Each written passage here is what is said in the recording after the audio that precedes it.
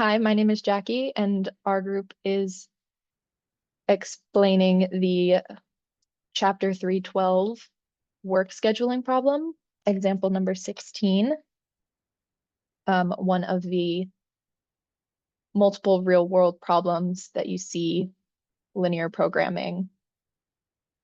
So the first step in a work scheduling problem is to define the decision variables. Define decision variables, or DV. For this problem, we have two decision variables, which we'll define as xt as the number of technicians trained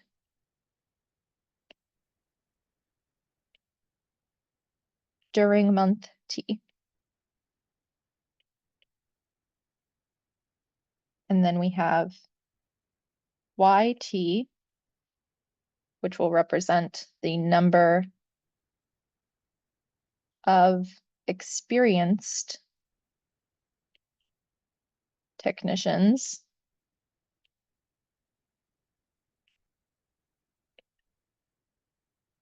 at the beginning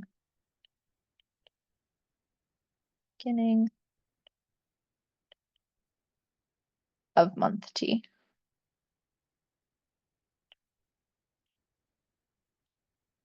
My name is Rakan. I will talk about the objective function, which is minimize Z, which is the total labor cost. Z equal 1000 x1 plus 1000 x2 plus 1000 x3 plus 1000 x4 plus 1000 x5 close the parentheses plus 2000 y1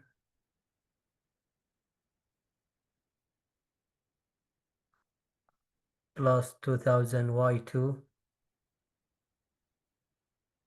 plus 2000 y3 plus 2000 y4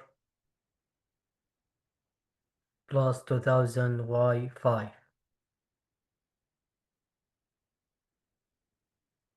So hello, my name is Ivan. If is right now we are minimizing the labor cost of the CSL computer service chain. So to minimize the labor cost, we have to define the constraints, how many constraints are associated with this problem. So first, we have to look for the availability of hours, how many hours we will get here. So these are the first constraint, availability of hours. So now we have to think about that at the first month there are only 550 experienced technicians. So so let's write it down, the number of available technician hours during month T, which is greater or equal then the number of technician hours required during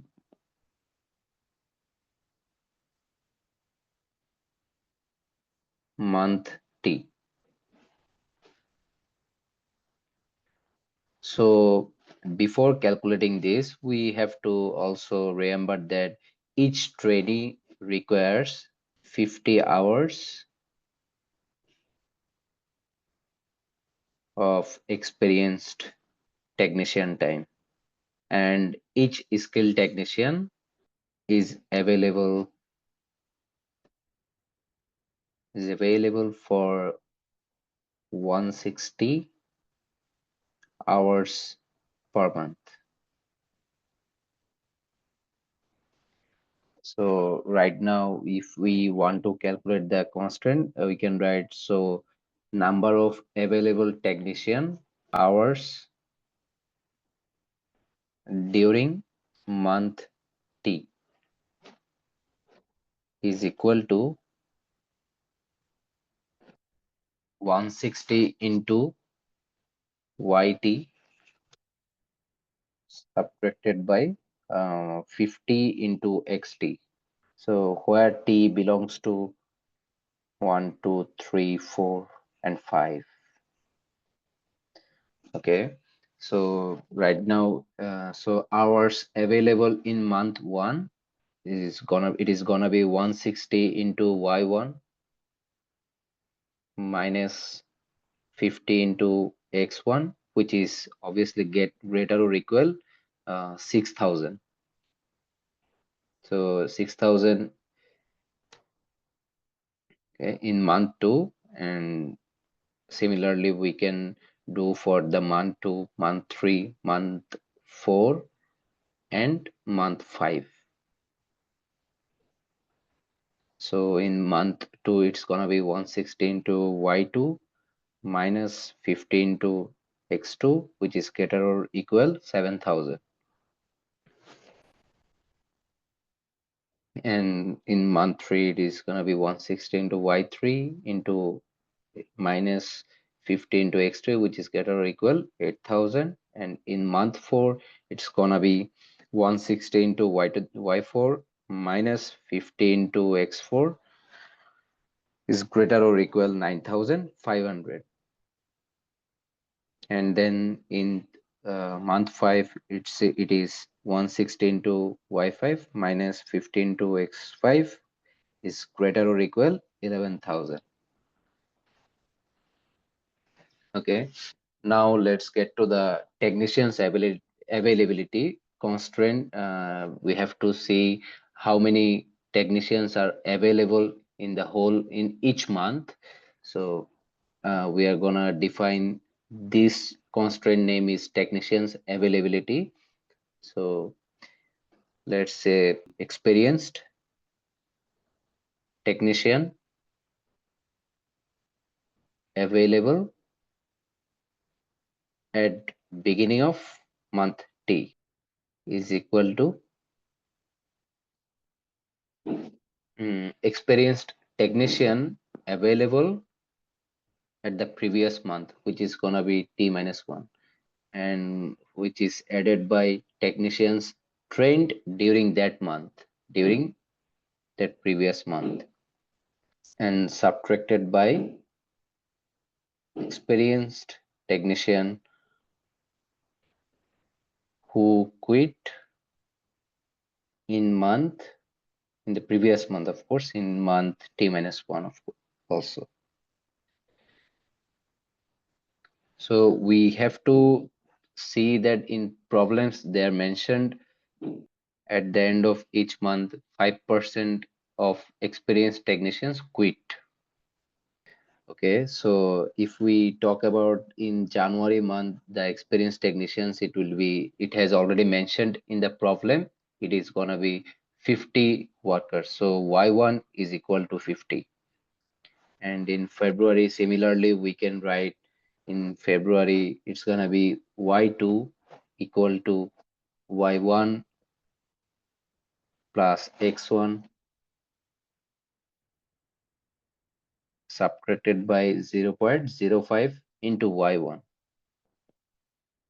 So it's gonna be 0.95 into Y1 plus X1.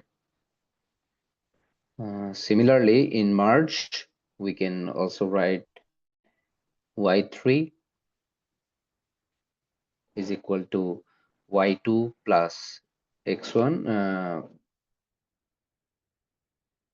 minus 0.05 into Y2, and then we will get 0.95 into Y2 plus X2. So in March, in we get that, and in April we say y4 equal to 0.95 into y3 plus x3, and at the end of the and then last month we say y5 equal to 0.95 into y4 plus x to the power 4. So these are the all constraint we can get associated to this problem. So so right now we will go to the step 4. It's sign restriction. So we can see number of hours and number of workers cannot be negative value. So it's gonna be xt is greater or equal 0 and yt greater or equal 0. So yt is gonna be 1, 2, 3, 4, 5. Okay, now let's get to the summary, the last part.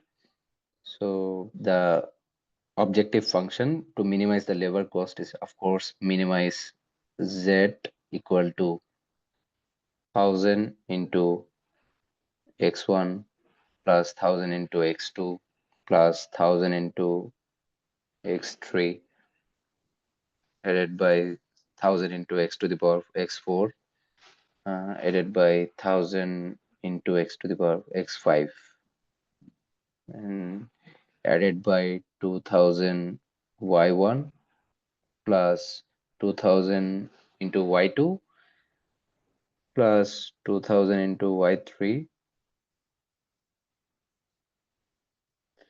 plus 2000 into y4 plus 2000 into y5.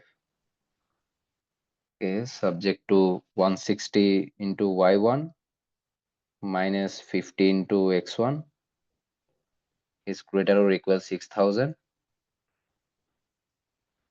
and then 160 into y2 minus 15 to x2 greater or equal 7000, and then 160 into y3 minus 15 to x3 is greater or equal 8000. 160 into y to the power 4 minus 15 to x to the power x4 is greater or equal 9500, and then 160 into y5 minus 15 to x5 is greater or equal 11000, and the sixth constraint is y 0.95 into y1 plus x1 is equal to y2, 0.95 into y2 plus x2 is equal to y3. So similarly 0.95 into y3 plus x3 is equal to y to the power 4 y4, and then 0.95 into y4 plus x4 is equal to x5. So and then the last one is y1 is equal to 50, and the sign construction of course constraints of course xt is greater or equal 0 and yt is greater or equal 0. Yt belongs to 1, 2, 3, 4, 5. Now the last thing we have to write some side notes to every constraint and the minimization. These are the availability of hours in month T. T belongs to 1, 2, 3, 4, 5.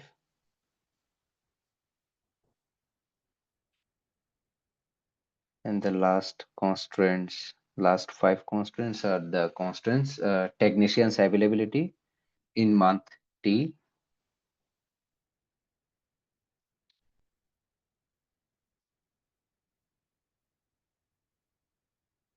So in minimize Z in the objective function, it's gonna be the total labor cost side note. That's it.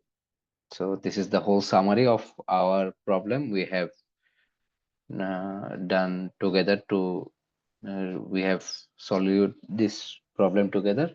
these are the whole summary of the multi-period work scheduling problem.